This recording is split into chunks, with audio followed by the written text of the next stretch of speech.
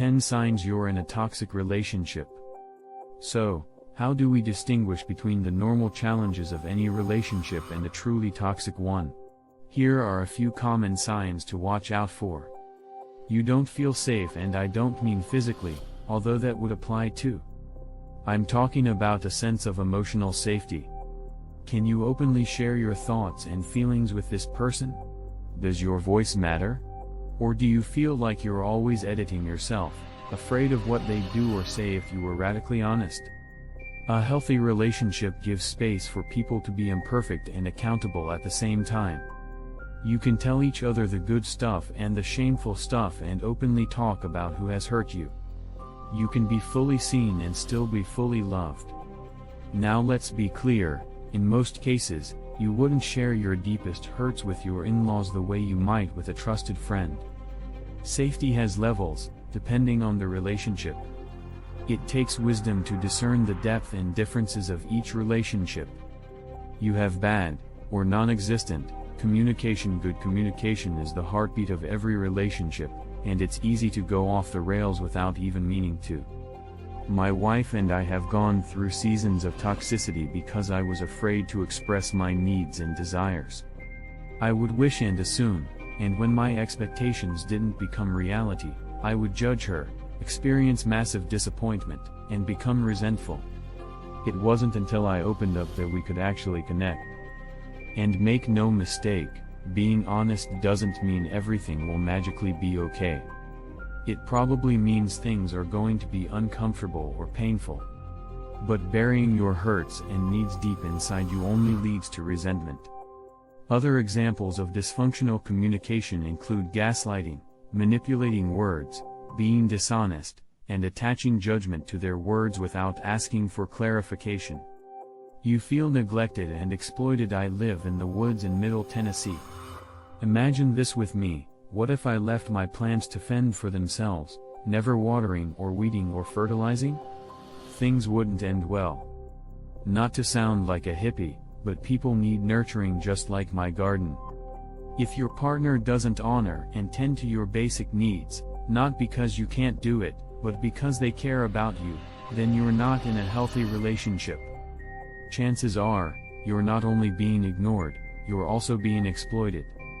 You feel like you've lost yourself. Toxic people tend to absorb, manipulate and mold people to fit their own agendas. Their plans and interests dominate the relationship. You often find yourself doing things that you don't want to do just to please them, violating your core values, going places that make you uncomfortable, or spending time with people who set off your anxiety alarms. Never forget, you hold the power. It's up to you, not your partner, to recognize these patterns and set healthy boundaries. It's your job to say no, assert yourself, and live in alignment with your values. But toxic people will often become resentful, frustrated or angry when you set boundaries or live your values. Quick note, this is often hard to see on your own. Give your friends or trusted loved ones permission to speak into your life when they see you disappearing into someone else's life. Those closest to us can often see things that we cannot. Judgment, not curiosity, is the norm. We all have our own weird things that make life both fun and challenging.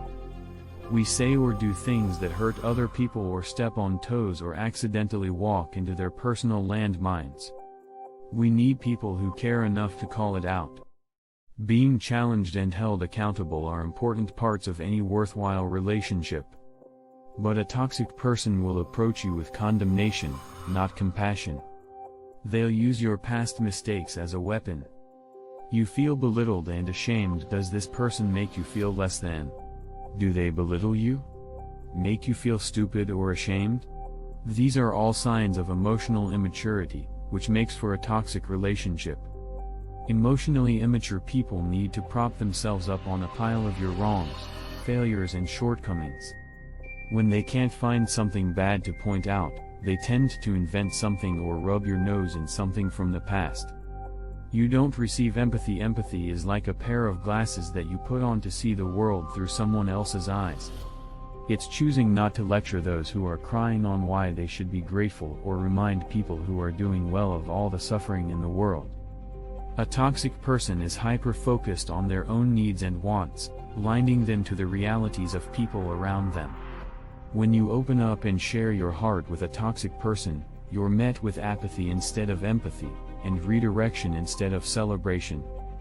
They might dismiss you when you share important things with them, turn the conversation back on themselves, and one-up you when you tell stories.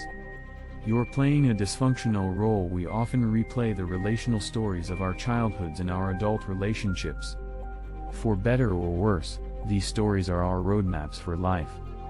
Being stuck in an unhealthy role is a sign of a toxic relationship, because a relationship like that cannot be mutually life-giving and supportive. Is the person you are with willing to grow? Are you willing to grow?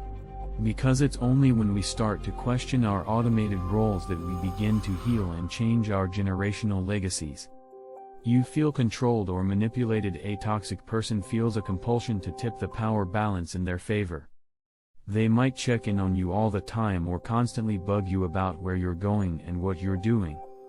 Your partner might weaponize the relationship to manipulate you into doing things. They might withdraw when you upset them and come running back when you do something right. You're living under a cloud of rage. Toxic people are often critical, mocking, and chronically sarcastic. Are you always walking on eggshells around this person?